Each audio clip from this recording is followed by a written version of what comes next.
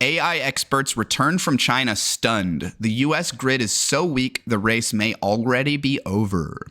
Everywhere we went, people treated energy availability as a given, Ryu Ma wrote on Twitter after returning from a recent tour of China's AI hubs. For American AI researchers, that's almost unthinkable. In the US, surging AI demand is colliding with a fragile power grid, the kind of extreme bottleneck that Goldman Sachs warns could severely choke the industry's growth. In China, Ma continued, it's considered a solved problem. Ma, a renowned expert in Chinese technology and founder of the media company TechBuzz China, took her team on the road to get a first-hand look at the country's AI advancements. She told Fortune that while she isn't an energy expert, she attended enough meetings and talked to enough insiders to come away with a conclusion that should send chills down the spine of Silicon Valley. In China, building enough power for data centers is no longer up for debate. This is a stark contrast to the US, where AI growth is increasingly tied to debates over data center power consumption and grid limitations, she wrote on Twitter. The stakes are difficult to overstate. Data center building is the foundation of AI advancement, and spending on new centers now displaces consumer spending in terms of impact to US GDP. That's concerning since consumer spending is generally 2/3 of the pie. McKinsey projects that between 2025 and 2030, companies worldwide will need to invest $6.7 trillion into new data center capacity to keep up with AI's strain. In a recent research note, Stifel Nicolaus warned of a looming correction to the S&P 500, since it forecasts this data center capital expenditures boom to be a one-off build-out of infrastructure, while consumer spending is nearly on the wane. However, the clear limiting factor to the US's data center infrastructure development, according to a Deloitte industry survey, is stress on the power grid. Cities' power grids are so weak that some companies are just building their own power plants rather than relying on existing grids. This is both an indictment on, our US power grid and our ability, our inability to quickly build and increase our energy grid's capacity, but also I wouldn't be surprised if this was like just an objectively good business and strategic decision from some of these companies' standpoints. So while to some degree I would attribute some of these companies wanting to build their own power plants to the US's shortcomings when it comes to their power grid, I think at least some of it can be attributed to just raw business decisions that would have been made regardless of the state of the US power grid. The public is growing increasingly frustrated over increasing energy bills. In Ohio, the electricity bill for a typical household has increased at least $15 a month this summer from the data centers, while energy companies prepare for a sea change of surging demand.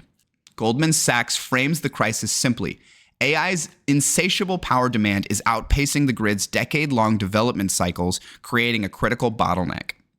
And I wonder who's going to feel the brunt of all this, right? When a company builds a new AI data center in a big city whose power grid is already on the edge, and now it's pushed over by a solid 5-10%, and they have to make legitimate, serious cuts to people's power grids or increase people's prices or whatever. Who's going to feel the negative effect of this, right? Is it going to be the data centers that get sweetheart tax deals and excellent electricity rates that they pay far, far less per kilowatt than any average household would ever have the opportunity to? Is it going to be them, or is it going to be the average mom and pop? Is it going to be the average household whose energy bill is going to double? Or is it going to be the average household who's going to experience rolling blackouts a couple of more times a year than they otherwise regularly would have, right? It's really hard to think who is going to benefit most and who is going to be harmed the most. It's really hard to come up with that one. Meanwhile, David Fishman, a Chinese electricity expert who has spent years tracking the country's energy development, told Fortune that in China, electricity isn't even a question. On average, China adds more electricity demand than the entire annual consumption of Germany every single year. Whole rural provinces are blanketed in rooftop solar, with one province matching the entirety of India's electricity supply. U.S. policymakers should be hoping China stays a competitor and not an aggressor, Fishman said, because right now they can't compete effectively on the energy infrastructure front. China has an oversupply of electricity. That seems like of all the problems to have in your society, an oversupply of electricity is one of the ones you really want to have, right? China's quiet electricity dominance, Fishman explained, is the result of decades of deliberate overbuilding and investment in every layer of the power sector, from generation to transmission to next-generation nuclear. The country's reserve margin has never dipped below 80 to 100% nationwide, meaning it has consistently maintained at least twice the capacity it needs. Wow, that is tremendous, man. That is crazy. The country's reserve margin has never dipped below 80 to 100% nationwide, meaning it has twice the capacity it needs. That's crazy, bro.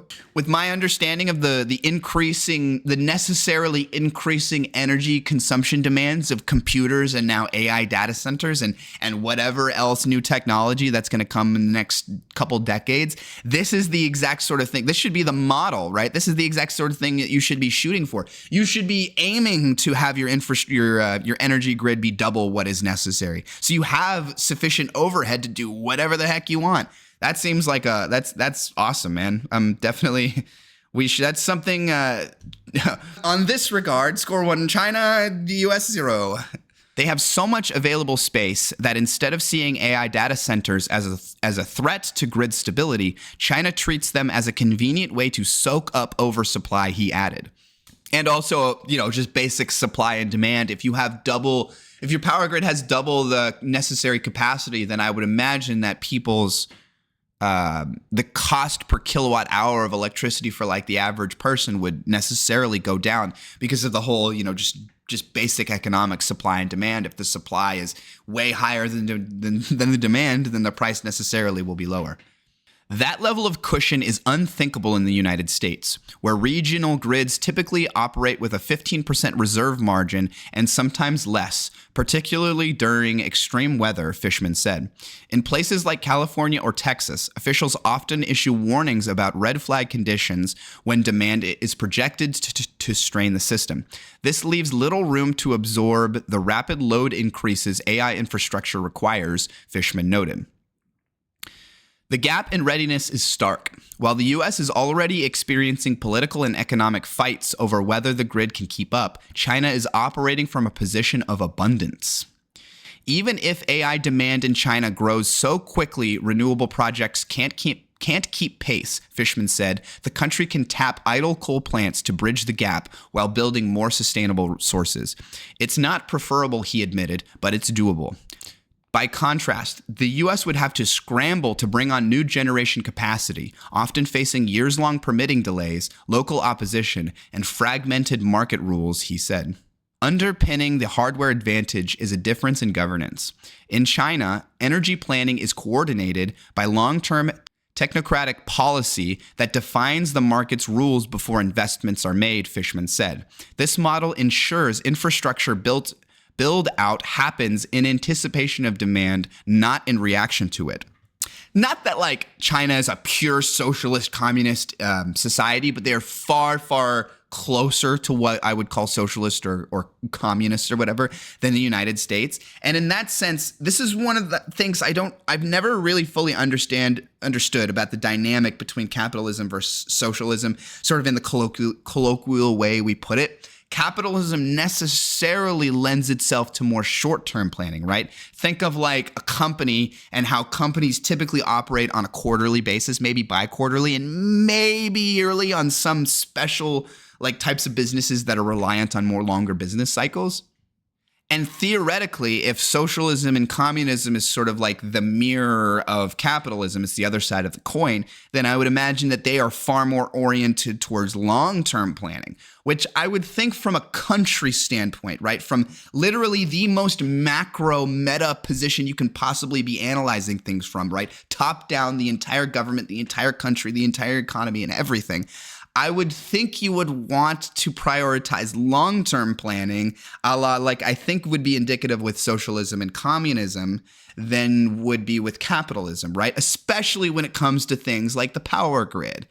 It's just when I see people criticize socialism and communism or whatever, I almost never see them bring up like positives, right? Because it's a pros and cons, right? It's not like capitalism in our American economic system is objectively better in every conceivable way in comparison to like the Chinese socialist communist in the way it, interconnects with its government.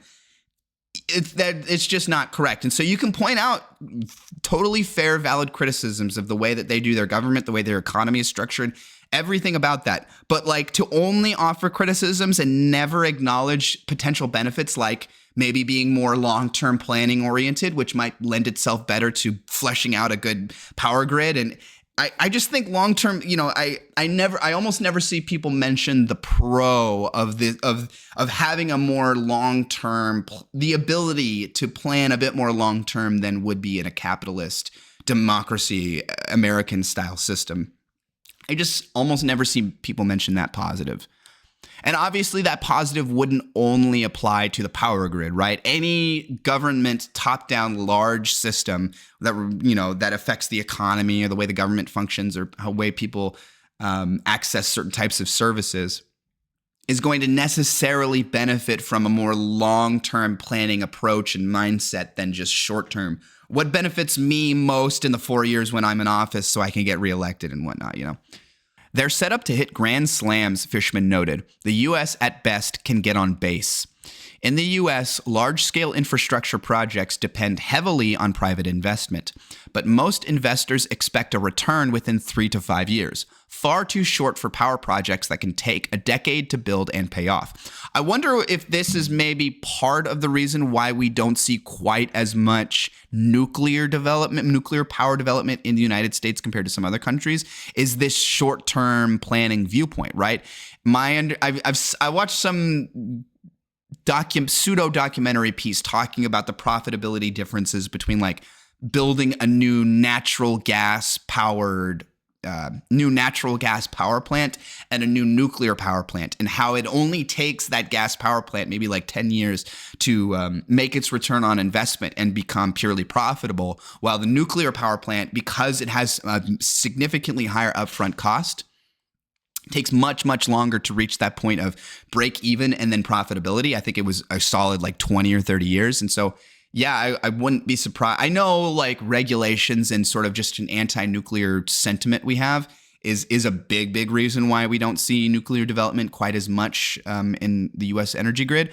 But I wonder if it would intuitively make sense if this sort of short-term 3 to 5 year planning cycle mindset that is indicative of our U.S. capitalist system or whatever plays at least some factor in why we don't see as much nuclear as we would maybe hope. Capital is really biased towards shorter-term returns, he said, absolutely, noting Silicon Valley has funneled billions into the nth iteration of software as a service, while energy projects fight for funding. In China, by contrast, the state directs money towards strategic sectors in advance of demand, accepting not every project will succeed, but ensuring the capacity is in place when it's needed. Without public financing to de-risk long-term bets, he argued, the U.S. political and economic system is simply not set up to build the grid of the future. Cultural attitudes reinforce this approach. In China, renewables are framed as a cornerstone of the economy because they make sense economically and strategically, not because they carry moral weight.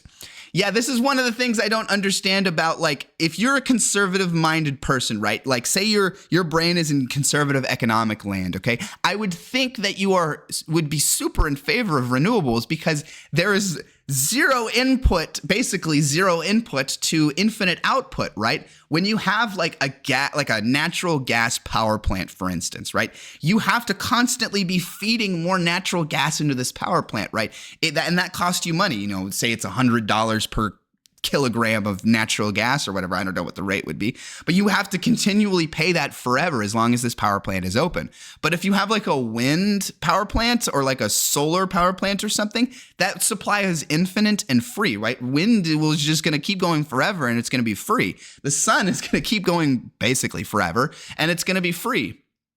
And so I would think and obviously these things do require to have some maintenance cost and some infrastructure cost and yada, yada, yada. But put that aside, I would think from a purely economic brain perspective, you would want the business model and the infrastructure setup that requires as little, or in this case, zero inputs in relation to the amount of outputs that it gives, right? That's something I've just never understood. Why would you prefer a coal or natural gas or fossil fuel centered power plant if it is like arguably economically worse? And that's the position that so many of these anti-fossil fuels people are coming from, right? They try and pretend like they're coming from some economic position, but in reality, I would imagine that the economic position actually would be most in favor of the renewable energy and the energy systems that require no input, like solar and wind and hydro, and I would argue nuclear is effectively in that category because the input is so cheap, right? I know you have to keep buying uranium or plutonium fuel rods to put inside the nuclear power plant or whatever, but my understanding is that those are extraordinarily cheap in comparison to other input fuel systems like coal or natural gas or whatever. Coal use isn't cast as a sign of villainy, as it would be among some circles in the US. It's simply seen as outdated. This pragmatic framing, Fishman argued, allows policymakers to focus on efficiency and results rather than political battles. For Fishman, the takeaway is blunt. Without a dramatic shift in how the US builds and funds its energy infrastructure, China's lead will only widen. The gap in capability is only going to continue to become more obvious and grow in the coming years, he said. So yeah, all of this is pretty concerning and definitely consistent with what I have been hearing from other random sources here and there about how the US is not keeping up with, our projected demand for electricity goes like this. And our projected energy capacity is basically flat or only going up at a very, very small rate, which means that we're going to reach a serious inflection point, right? Where this is kind of going up at a more steady, slow rate, and our demand, especially within the context of new AI data centers and whatnot, is gonna keep going up, and they're gonna hit an inflection point, and it's gonna become a serious problem. Also, the U.S., I never knew this. I didn't know that China's reserve margin has never dipped below 80 to 100% nationwide, meaning it has consistently maintained at least twice the capacity it needs. I had no idea about that, and that should be like one of those things that's like a new goal, right? If we're trying to lay out explicitly good, like a path forward to how to improve the country, one new thing I'd put on the line item would be modeling China's power grid planning, in which we shoot for having a double capacity so that we have this 80 to 100% overhead at all times, so that we can, say some new technology a la AI comes out that demands a tremendous amount of energy. We have the capacity to very quickly build up that sector of the economy and get a leg up on the rest of the world economically. While in the current situation, if some new piece of technology came out a la AI that required a significant increase in our power capacity to be able to keep up economically with the rest of the world, we would fall behind necessarily, because our ability to flesh out and build up and expand our energy grid right now is just not there.